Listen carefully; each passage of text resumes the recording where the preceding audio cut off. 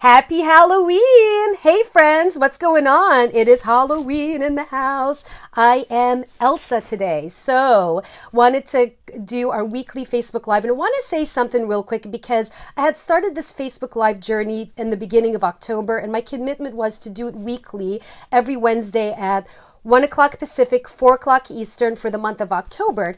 And I want to say that I've been having so much fun with these Facebook Lives that I'm committing to doing weekly Facebook Lives between now and the end of the year. So, with that said, I'm super excited to be creating content for you that is valuable, that will make a difference for you in what you're committed to creating. So if you have any ideas on topics that you would love for me to put together and make a difference for you, feel free to comment below and let me know what that is. And I'm happy to create content that is short, sweet, to the point, punchy, direct, that will help you get to where you want to go. Okay, so with that said, that's the announcement on the Facebook Live. So welcome to Warrior Wednesday.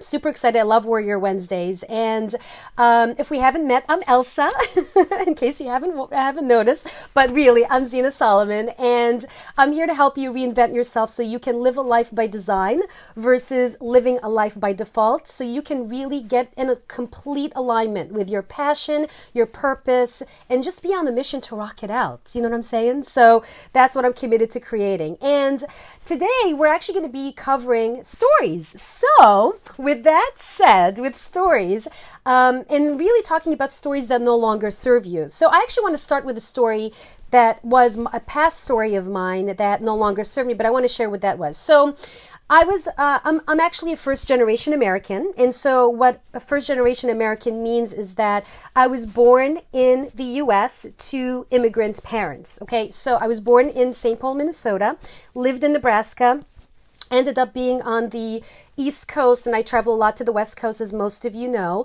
And one of the things that happened, first of all, I'm the oldest of six. Okay, so I'm the oldest of six.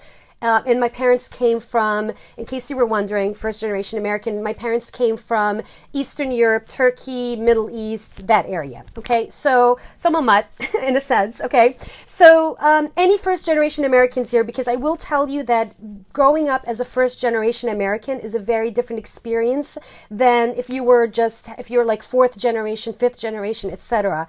And I know if you're a first generation American, you would probably connect and relate to what I'm saying here. So if you're a first generation American, comment below so I can see you and acknowledge you, because we rock it out. So like we actually go through the thin and thick to get to where we want to be, okay? So I'm sharing from my experience. So the story I want to share with you about my dad was, my dad had long passed, by the way, but he shared with me when I was growing up that first of all, one of my goals and one of my dreams was to be a TV reporter, okay? And a lot of people don't know this about me. I was born in the 80s, huge Ninja Turtle fan. Ninja Turtles was my jam. I wanted to be like April O'Neil, the TV reporter. And so I remember growing up sharing that with my parents, and I was like, I want to be a TV reporter. And then my dad was like, oh, that's not going to happen. And I'm like, why? And he said, well, because you're not blonde and you don't have blue eyes. You can't possibly be on TV because you don't look the part. And I was like, are you for real? Like, this was my dad telling me this, right? And in the moment, I will say that I was so angry. Like, I was so pissed. Like, and I was like, I'm a rebel by nature. Aquarius, rebellions. That's how we roll. We're rebels. So I was really mad. Like, I was like, are you for real? Like, because I'm not blonde or blue eyes. Like, I can't be on TV. Like, seriously. But my dad believed that. And he also said something to me that really hurt. Like, it really broke my heart. And he said that I would always be a second-class citizen in the view of other people because I just don't look like, blonde or blue eyes or whatever, right? And I'll say that really broke my heart. And the point of me sharing with you this vulnerable story is because that is a story that I inherited from my dad. My dad, by the way, was blonde, by the way. He was blonde. He looked German. People thought he was German.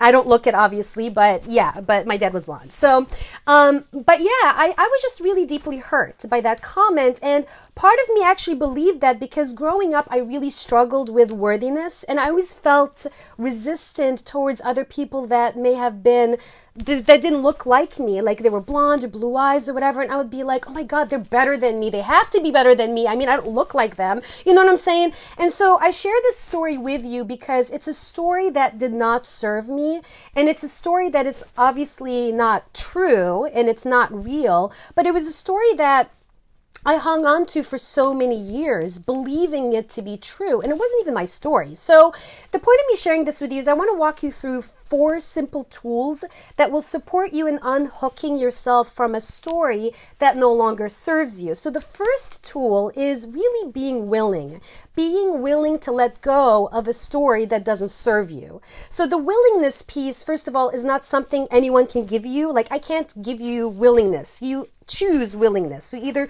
choose to be willing to let go or you choose to stick to your story, right? It's like one of the two, right? So the first step is willingness. And the other piece of the willingness is be very careful and conscious of how you use your language, your words, because our words actually create magic, and I believe we're all magicians and sorcerers, not like in the spirit of Halloween, but we truly are, because we can either use words for ourselves and other people that will inspire people or will really, really hurt them. So, and you can, like, when I say sorcerers and magicians, like, when you say something negative about yourself or another person, it's sort of like you're putting a dark spell on yourself or another person.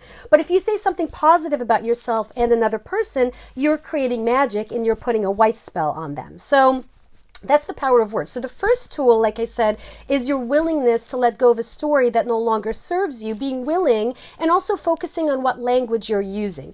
The second tool is to focus on, or shift your focus from the past to your vision and your dream. And so if I was so focused on the past story, I would have never made it this far. I'm going to tell you straight up right now, okay? But I was so committed to my vision and where I wanted to go and the difference that I wanted to create that I didn't let that story hold me back. So shift your perspective and your focus from that past story into the vision and the dream that you want to create. And then the third tool is write a new story. That's the third tool. Just write a new story, okay?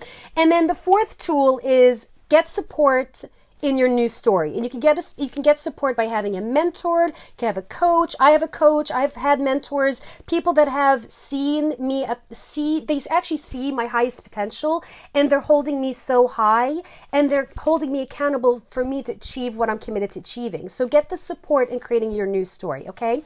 So those are the 4 tools that will support you. And to wrap up, there is a mission for you, okay? And your mission is to really connect with the story that is disempowering you right now. So I want you to ask yourself, what is the story that is really disempowering me, that is really holding me back from achieving everything that I want to achieve? So I want you to really connect to that story, write that story, journal about it, and I want you to rewrite that story in the positive.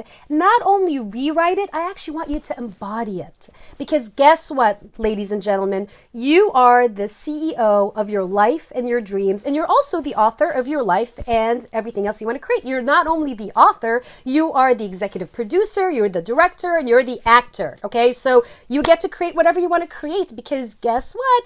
You have the power to do so. So with that, that's your mission. And if you, first of all, like, I want to hear from you and see what resonated with you, which tip or which tool resonated with you. So if you can comment below, let me know what resonated with you.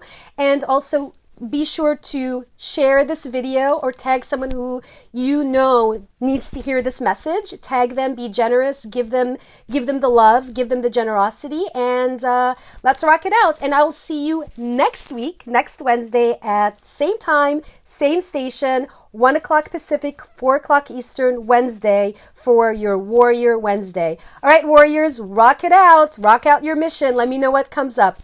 Bye for now.